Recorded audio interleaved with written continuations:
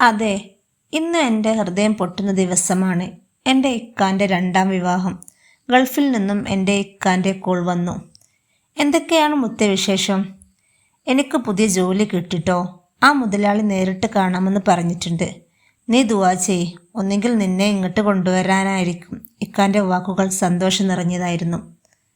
അതൊക്കെ പറഞ്ഞ ശേഷം സ്നേഹത്തോടെ അങ്ങേ തലക്കിൽ നിന്ന് ഫോൺ കട്ടാക്കി. 2 ആഴ്ച കഴിഞ്ഞ് ഇക്കാൻ്റെ ഫോൺ വന്നു. എന്നിട്ട് പറഞ്ഞു, ഉമ്മാക്ക് കൊടുക്ക്. ഞാൻ ഉമ്മാക്ക് കൊടുത്തു. ഉമ്മ, ഇപ്പോഴുള്ളത് നല്ല ജോലിയാണ്. പക്ഷേ മുതലാളി ഒരു കണ്ടീഷൻ പറഞ്ഞിട്ടുണ്ട്. മൂപ്പരെ മോളെ കല്യാണം കഴിക്കണമെന്ന്. എന്താ ചെയ്യുക അമ്മ ഞാൻ? ഇക്ക പറയുന്നത് കേട്ട് എൻ്റെ ഹൃദയം പൊട്ടി. നല്ല ശമ്പളമുള്ള ജോലിയല്ല മോനെ.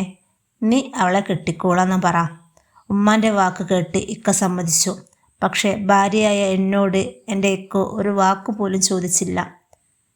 അങ്ങനെ ഇക്ക അവളെയും മുതലാളിയെയും കൂട്ടി നാട്ടിലേക്ക് വന്നു.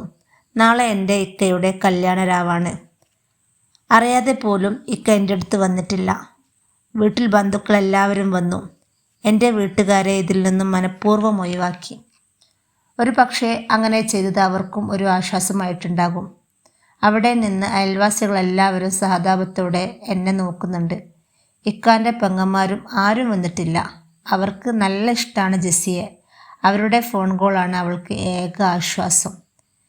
ഇക്കാൻ്റെ കല്യാണമാണെങ്കിലും ഉള്ളിൽ കരഞ്ഞുകൊണ്ട് അവൾ ഓടിച്ചാടി നടന്നിട്ട് നിറഞ്ഞു വന്ന കണ്ണീർ അവൾ ആരും കാണാതെ തുടച്ചു മാറ്റി. ഇക്കാൻ്റെ മണിയറ അലങ്കരിക്കുന്ന തിരക്കിലാണ് കൂട്ടുകാരെല്ലാവരും. അവൾ കുറച്ച് പണക്കാരിയായതിനാൽ റൂമൊക്കെ കുറച്ച് സെറ്റാക്കിയിട്ടുണ്ട്. ജാസി ഇക്ക വന്ന അന്ന് തന്നെ അവൾ മാറിയിരിക്കുന്നു. ഇക്ക വന്ന് വിളിക്കുമെന്ന് അവൾ വിചാരിച്ചു. പക്ഷേ എൻ്റെ ഇക്കാൻ്റെ വിളി കണ്ടില്ല. തിരക്കുകളൊക്കെ കഴിഞ്ഞപ്പോഴാണ് സമയം 2 മണിയായതെന്നറിഞ്ഞത്. നാത്തുമാർ വിരുന്നു വരുന്ന സമയത്ത് കിടന്നുറങ്ങുന്ന റൂമിൽ ജാസി പോയി കിടന്നു. കിടന്നിട്ട് ഉറക്കം കിട്ടുന്നില്ല. ഉറക്കം പോലും അവളോട് പിണങ്ങിയിരിക്കുന്നു. എന്നിട്ടും നാളെ നേരത്തെ എഴുന്നേൽക്കണമെന്ന് കൊണ്ട് എങ്ങനെയൊക്കെ ഉറങ്ങി. തൻ്റെ ഇക്കാൻ്റെ കൂടെ കിടന്ന രാത്രികൾ അവൾക്ക് ഓർമ്മ വന്നു. ഇക്ക, നിങ്ങൾക്ക് എന്നെ എത്രത്തോളം ഇഷ്ടമുണ്ട്? ജാസി അവൻ്റെ നെഞ്ചിൽ തലവെച്ച് കൊണ്ട് ചോദിച്ചു. ഈ ലോകത്തിലെ എല്ലാ വസ്തുക്കളും എണ്ണിയാൽ തീരാത്ത അത്രക്കിഷ്ടമാണ് ജാസി നിന്നെ, അവൻ പറഞ്ഞു. നീയാണ് എൻ്റെ എല്ലാം. നെറ്റിൽ ഒരു ഉമ്മ വെച്ചുകൊണ്ട് അവൻ പറഞ്ഞു. അപ്പം ഞാൻ മരിച്ചാലോ? അവളുടെ ചോദ്യം കേട്ട് അവൻ പറഞ്ഞു. നീ മരിച്ചാലും നിന്നോടുള്ള സ്നേഹം കുറയില്ല. നിനക്കുള്ള സ്ഥാനം ഈ നെഞ്ചിൽ തന്നെ ഉണ്ടാകും. അത് എപ്പോഴും ഉണ്ടാകും. അവർ ആ രാത്രി സന്തോഷത്തോടെ കിടന്നുറങ്ങി. എത്ര പെട്ടെന്നാണ് ഇക്കാൻ്റെ വാക്കുകളൊക്കെ മാറിയത് അല്ലേ? അങ്ങനെ അവൾ നേരത്തെ തന്നെ എഴുന്നേറ്റ് നിസ്കാരമൊക്കെ കഴിഞ്ഞ് അടുക്കളയിലേക്ക് പോയി. ആരും എണീറ്റില്ല. അവൾ അവളുടെ ജോലി തുടങ്ങി. അവൾ അവർക്കുള്ള ചായക്കടികളെല്ലാം റെഡിയാക്കി വെച്ചു. കുടുംബക്കാർക്കൊക്കെ ഉള്ളത് കൊണ്ട് കുറേ ഉണ്ടാക്കണം. അവൾ ഒറ്റയ്ക്ക് അതെല്ലാം റെഡിയാക്കി. പിന്നെ ഓരോരുത്തർ വന്ന് ചായ കുടിച്ച് പാത്രം കഴുകാതെ തന്നെ എണീറ്റു പോയി. എല്ലാവരുടെയും ചായ കുടി കഴിഞ്ഞപ്പോൾ ചായയും കടിയും തീർന്നു. അവൾ വെള്ളം കുടിച്ച് വിഷപ്പടക്കി. അടുക്കളയിൽ നിൽക്കുന്ന ഉമ്മാൻ്റെ അടുത്ത് വന്ന് ഇക്ക പറഞ്ഞു. ഉമ്മ, ഞങ്ങൾ നിക്കാഹിന് ഇറങ്ങുകയാണ് കേട്ടോ. ഉച്ചക്ക് അവളുടെ വീട്ടിൽ പോയി അവളെയും കൂട്ടി വരാം. ഉമ്മ മകൻ്റെ നെറ്റിയിൽ ഉമ്മ കൊടുത്തു മകനെ പറഞ്ഞയച്ചു. ഇനി മുതൽ എൻ്റെ ഇക്കാൻ്റെ ഹൃദയം മറ്റൊരാൾക്ക് കൂടി അവകാശപ്പെട്ടതാണ് അല്ലേ? അവൾ ഓർത്ത് സങ്കടപ്പെട്ടു. അവർ നിക്കാഹ് കഴിഞ്ഞു വന്നു. ഉച്ചക്ക് അവളുടെ വീട്ടിലേക്ക് പോവാൻ എല്ലാവരും റെഡിയായി. എന്തോ അവൾ ഇല്ലാന്ന് പറഞ്ഞു. അവൾ ഒരു പഴയ നൈറ്റ് ഇട്ടതായിരുന്നു. എല്ലാവരും പോയി കഴിഞ്ഞപ്പോൾ അവൾ നാത്തൂമാരെ വിളിച്ചു പൊട്ടിക്കരഞ്ഞു. ജാസി, നീ ഇങ്ങനെ കരയല്ല. നിന്റെ അവസ്ഥ കാണാൻ കഴിയാത്തത് കൊണ്ടാണ് ഞങ്ങൾ അങ്ങോട്ട് വരാഞ്ഞത്. അല്ലെങ്കിലും നിനക്ക് ഞമ്മളില്ലേ? അവർ അവൾക്ക് ആശ്വാസവാക്കുകൾ പറഞ്ഞ് സമാധാനിപ്പിച്ചു. പെണ്ണിനെ കൊണ്ട് വരാൻ പോയവരെല്ലാവരും വന്നു. അവൾ വെള്ളം കൊണ്ട് അവരുടെ അടുത്തേക്ക് പോയി. അറിയാതെ പോലും ഇക്കാനെ നോക്കിയില്ല. റിയാസ് അവളുടെ മുഖത്തേക്ക് നോക്കിയതും അവളുടെ ഹൃദയം പിളർന്നു പോയി. ഇതാണോ റിയാസേ നീ പറഞ്ഞ ഇവിടുത്തെ വേലക്കാരി? പുതിയ പെണ്ണ് അത് ചോദിച്ചപ്പോൾ അവൻ അതെ എന്ന മറുപടി പറഞ്ഞെങ്കിലും അവൻ്റെ മനസ്സ് വല്ലാതെ അസ്വസ്ഥതയായിരുന്നു. ജാസിക്ക് ആ വാക്കുകൾ കേട്ടതോടെ അവൾക്ക് അവിടെ നിൽക്കാൻ തോന്നിയില്ല. അവൾ വീട്ടിൽ നിന്നും ഇറങ്ങിയോടി എങ്ങോട്ടെന്നില്ലാതെ. അവൾ നേരെ പുഴവക്കിൽ പോയിരുന്നു. അവളുടെ ഇഷ്ടസ്ഥലമായിരുന്നു അത്. അങ്ങനെ ഇരിക്കുമ്പോൾ തോളിൽ ഒരു കരസ്പർശനം അനുഭവപ്പെട്ടപ്പോൾ അവൾ മെല്ലെ തല ഉയർത്തി നോക്കി. തൻ്റെ കാക്കു. കാക്കുവോ? അവൾ അവൻ്റെ നെഞ്ചിൽ വീണ് പൊട്ടിക്കരഞ്ഞു. അയ്യേ, എന്താ ജാസി ഇത്? അവൻ വേറെ പെണ്ണ് കിട്ടിയെന്ന് വിചാരിച്ച് നീ ഇങ്ങനെ കരഞ്ഞ് ജീവിതം തീർക്കാനാണോ വിചാരിക്കണത്? അവന് എല്ലാം മനസ്സിലാവുന്ന ഒരു സമയം വരും, നീ ക്ഷമിക്ക്. കാക്ക അതും പറഞ്ഞ് അവളെ ആശ്വസിപ്പിച്ചു. അവളുടെ നിറഞ്ഞ കണ്ണുകൾ തുടിച്ചു കൊടുത്തു. അവളുടെ കൈകോർത്ത് പിടിച്ചു വീട്ടിലേക്ക് നടന്നു. ജാസിയുടെ കൈയും പിടിച്ചു വരുന്ന ജ്യേഷ്ഠനെ കണ്ട റിയാസ് വല്ലാതെ അസ്വസ്ഥത തോന്നി. കാക്കു അവളെയും കൂട്ടി അകത്തേക്ക് കയറി റൂമിലേക്ക് പോയി. ജാസി, ഞാനൊരു കാര്യം പറയാം. നീ ഏത് പ്രതിസന്ധിയെയും മറികടന്ന് ജീവിക്കണം. ആരെന്ത് പറഞ്ഞാലും എതിർത്ത് സംസാരിക്കരുത്. എവിടെ നീ മൗനം പാലിച്ചോ അവിടെ നീ വിജയിച്ചു എന്ന് കരുതി എപ്പോഴും മൗനം പാലിക്കരുത്. പറയേണ്ട നേരത്ത് പറയണം. കാക്കു അവളുടെ തലയിൽ തലോടിക്കൊണ്ട് പറഞ്ഞു. കാക്കു, നീ എങ്ങനെയാണ് അറിഞ്ഞത്? ഉപ്പയും ഉമ്മയും എല്ലാം അറിഞ്ഞോ കാക്കോ? അവരറിഞ്ഞാൽ അവർക്ക് ഇത് താങ്ങാൻ കഴിയില്ല കാക്കോ. അവൾ നിറഞ്ഞ കണ്ണുകളോടെ പറഞ്ഞു. ഇല്ല, അവരാരും അറിഞ്ഞിട്ടില്ല ജാസി. എന്നോട് നിന്റെ വലിയ അളിയൻ വിളിച്ചു പറഞ്ഞതാണ്. അവരൊന്നും ഇങ്ങോട്ട് വന്നിട്ടില്ല. ജാസിയുടെ അവസ്ഥ എന്താണെന്ന് അറിയാൻ വേണ്ടി അവരെന്നെ പറഞ്ഞയച്ചതാണ്. തൽക്കാലം ഇത് ഉപ്പയും ഉമ്മയും അറിയണ്ട. സമയമാകുമ്പോൾ ഞാൻ തന്നെ അവരോട് പറഞ്ഞോളാം. എന്നാൽ ഞാൻ ഇറങ്ങിക്കോട്ടെ ജാസിയെ. എന്തെങ്കിലും ഉണ്ടെങ്കിൽ എന്നെ അറിയിക്കണം. മനഃപൂർവ്വം നീ അവരെ ശ്രദ്ധിക്കാതെ ഇരിക്കട്ടോ. എൻ്റെ കുട്ടിക്ക് അവരില്ലെങ്കിലും നമ്മളില്ലേ. കാക്കു അവളുടെ നെറ്റിയിൽ ഒന്ന് ഉമ്മ കൊടുത്തു ഇറങ്ങിപ്പോയി. കാക്കു പോയതും ബാത്റൂമിൽ പോയി ഒന്ന് അവൾ ഫ്രഷായി മുഖത്തൊക്കെ ഒരു പുഞ്ചിരി വിടർത്തി അടുക്കളയിലേക്ക് പോയി. പുഞ്ചിരി കൊണ്ടുവരുന്ന അവളെ ഇക്കാൻ്റെ ഉമ്മ നോക്കി. കുടുംബക്കാരും അയൽവാസികളൊക്കെ എല്ലാം പോയപ്പോൾ വീട്ടിൽ ഞങ്ങൾ മാത്രമായി. സമയം ഒരുപാടായതോടുകൂടി എല്ലാവരും പെട്ടെന്ന് കിടന്നു. എൻ്റെ ഇക്കാൻ്റെ നെഞ്ചിൽ ഇന്ന് മറ്റൊരുവളാണ് കിടക്കുന്നത്. അവൾക്ക് ഉറക്കം വരുന്നില്ല. അവൾ എഴുന്നേറ്റ് അടുക്കളയിലെ വാതിൽ തുറന്ന് പുറത്തിറങ്ങി. നിലാവിനെ നോക്കി അവൾ സങ്കടം പറഞ്ഞു. നീ പറ, ഞാൻ എന്ത് തെറ്റാണ് എൻ്റെ ഇക്കയോട് ചെയ്തത്? എൻ്റെ ഇക്കാനെ ഞാൻ ജീവന് തുല്യം സ്നേഹിച്ചതാണോ ഞാൻ ചെയ്ത തെറ്റ്? അതോ ഇക്കാക്ക് വേണ്ടി എല്ലാം സഹിച്ചതോ? നീ തന്നെ പറ, അവൾ ആകാശത്തേക്ക് നോക്കിക്കൊണ്ട് പറഞ്ഞു. ഇതേ സമയം റൂമിൽ ഉറക്കം വരാതെ അസ്വസ്ഥനായി കിടക്കുകയാണ് റിയാസ്. സോഫിയ കിടന്നപ്പോൾ തന്നെ ഉറങ്ങി. ഉറങ്ങുന്ന സോഫിയയെ മുഖത്തേക്ക് നോക്കിയപ്പോൾ ജാസി ഇപ്പോൾ ഉറങ്ങാതെ ഇരിക്കുകയായിരിക്കുമെന്നോർത്ത് തന്നോട് തൻ്റെ വല്ലാത്ത കുറ്റബോധം തോന്നി. പാവം, ഞാൻ എൻ്റെ പെണ്ണിനെ വേദനിപ്പിച്ചു. അവളോട് ഞാൻ ഒരു വാക്കുപോലും ചോദിക്കാതെയല്ലേ ഞാൻ ഈ തെറ്റ് ചെയ്തത്? അവൻ്റെ മനസ്സ് വല്ലാതെ അസ്വസ്ഥതയായി.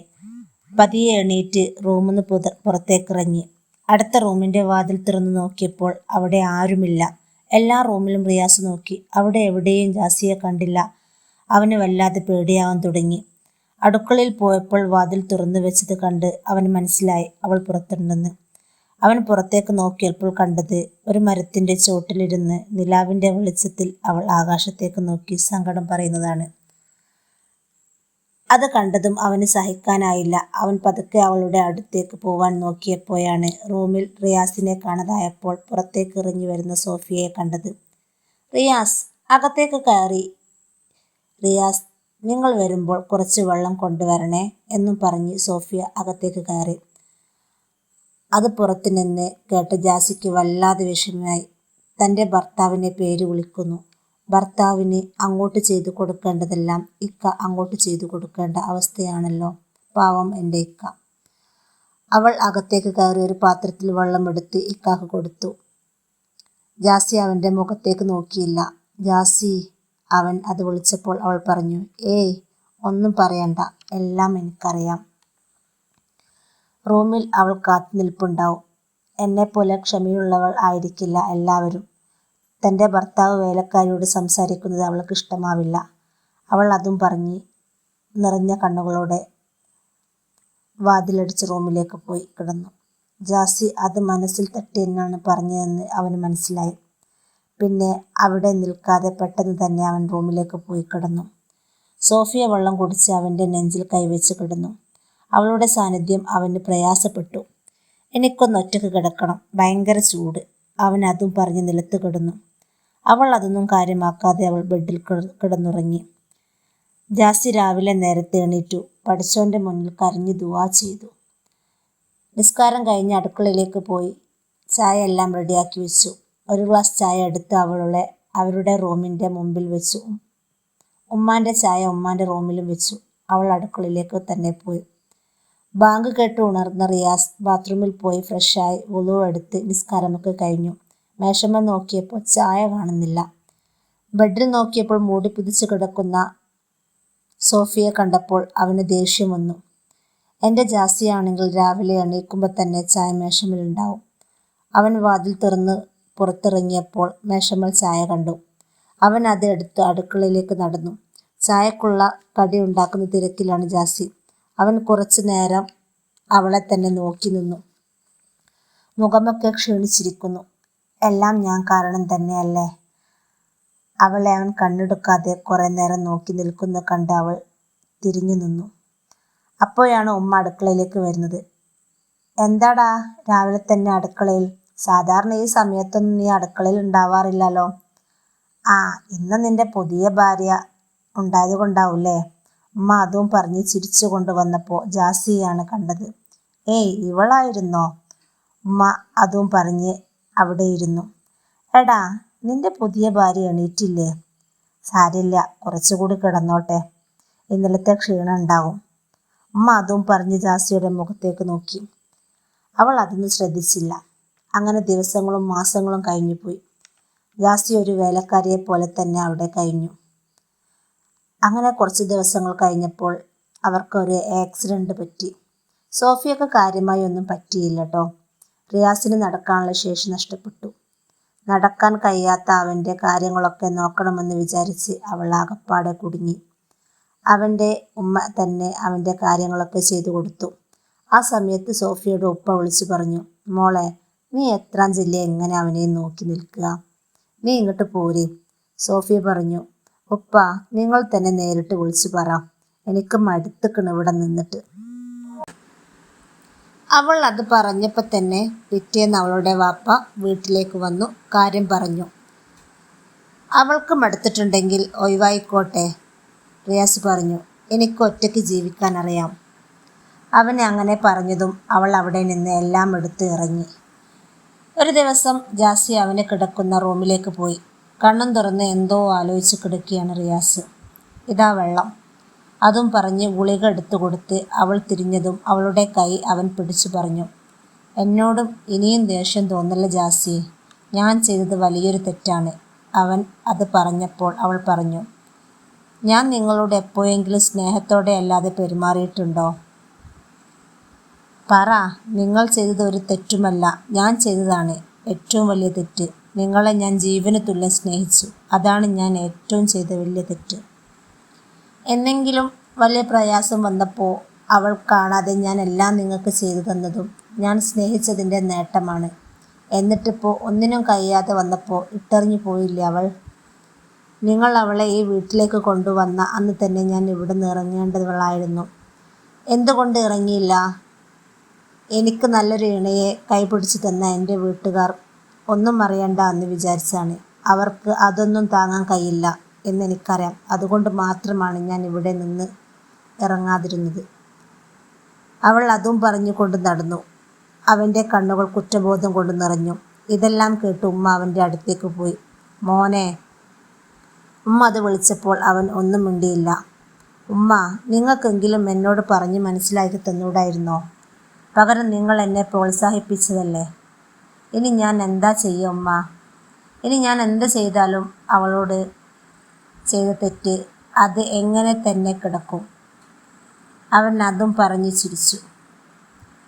തൻ്റെ ഇണയെ ജീവന് തുല്യം സ്നേഹിക്കണമെന്ന് അവളുടെ മാതാപിതാക്കൾക്ക് കൊടുത്ത വാക്ക് മാത്രം പോരാ, അത് ജീവിതത്തിൽ പ്രാവർത്തികമാക്കുകയും വേണം.